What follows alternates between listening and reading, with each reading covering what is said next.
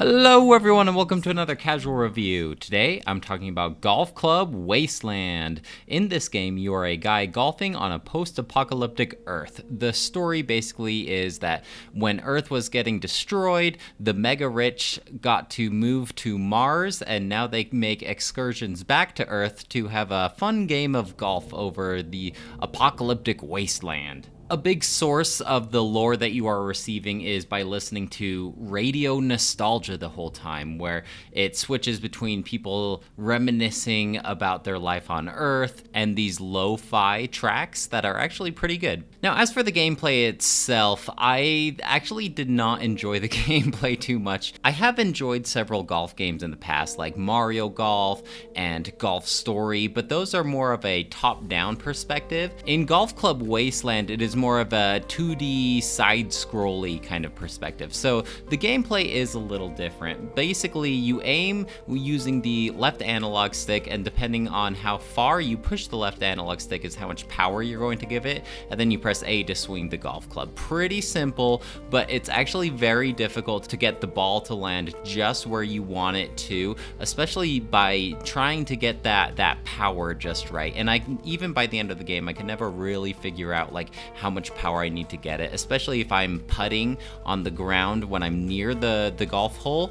I can't really tell, like maybe some of the surfaces have different resistances, and so the ball seems to roll slower or faster than I intended almost all the time. So I really wish that it showed me the whole arc of exactly where the ball would go and land. Instead, the little preview arc seems to cut very, very short, so I have no idea where the ball is going to wind up. That being said, there are 3 difficulties to this game, and initially I started it in normal mode. In the normal mode, each level has a set amount of swings you can have to meet the par, and if you don't, then your golf ball destructs and you have to start all over again.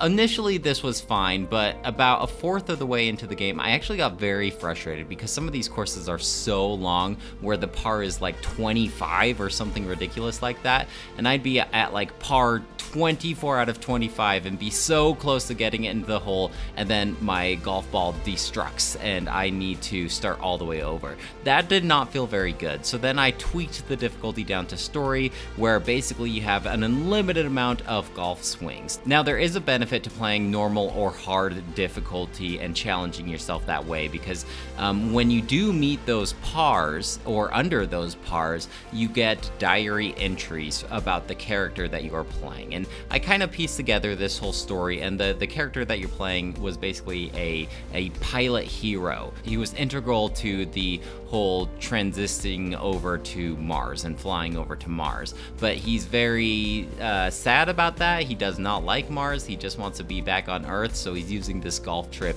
as an excuse to hang out on Earth. So as you are meeting these pars, or even getting 1 or 2 under the pars, you are unlocking these diary entries that you can go and look through. And that's kind of the whole tone of this game, really. Initially, when I was looking at this game on the Nintendo eShop, I thought it would just be a silly, fun romp. Oh, golfing in a post-apocalyptic world. Usually when games take this kind of approach, they take it with a really silly vibe, like, oh, we just don't care about the past, and we're just having a goofy old time golfing.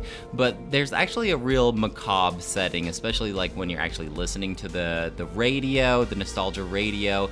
And once you beat the game, there's actually a very bittersweet ending as well. And then you unlock this whole comic about the pilot and about his time while he was golfing. So then you can finally see it all put together rather than trying to put together the pieces yourself. There are some dated references at this point, like if you look at some of the buildings, you'll see there's like Kafifi building, like that tweet that Donald Trump posted, or there's the faux news reporting room. So just little dated things like that. I mean, it was only 3 or 4 years ago where this stuff stuff was relevant, but I feel like this stuff is already, this is all old news, you know? Everything about this game I actually enjoyed except for the gameplay itself. Like I said, it's just frustrating seeing where you're going to hit the ball, or like how hard you need to hit it, and it takes forever for your guy to actually move over to where the ball is. I feel like that should be instantaneous, but you have to watch him either walk or use his jetpack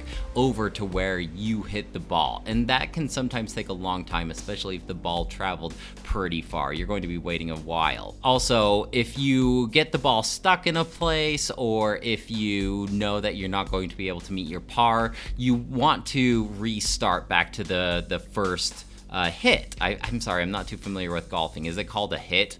Anyway, the first time you hit the ball, you want to be able to restart pretty quickly, but instead you have to hit the pause button, and then it slowly pans up into the air, and then you have to hit the restart button, and then you restart. And that doesn't sound like a big deal, but when you are constantly restarting, it takes a long time. That stuff should be instantaneous. Maybe even map it to a button press. So right when I press the Y button, it immediately goes back to the first hit. It's actually a pretty short game as well. I imagine if you were playing on normal difficulty, trying to meet those pars, you'd get a lot more time out of this. That would probably double the amount of time that I was playing this game. But to be honest, if I kept playing this game on normal, I would have quit it a long time ago. So if you're playing on story mode, it's only going to take you about an hour and a half, maybe like 2 hours if you're really taking your time.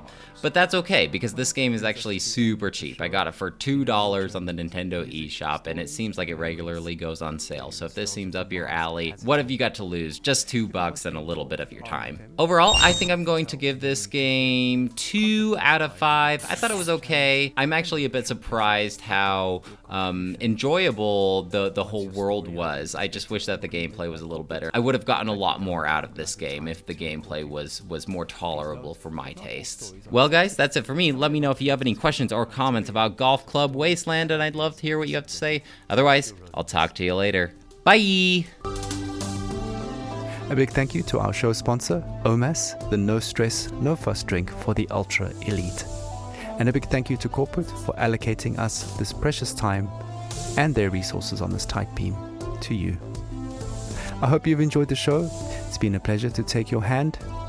We're playing out with Crowded in My Mind, a song that always reminds us that no matter how cramped and stuffy we feel, in the end, there is always a breath of fresh air in memories of blue skies.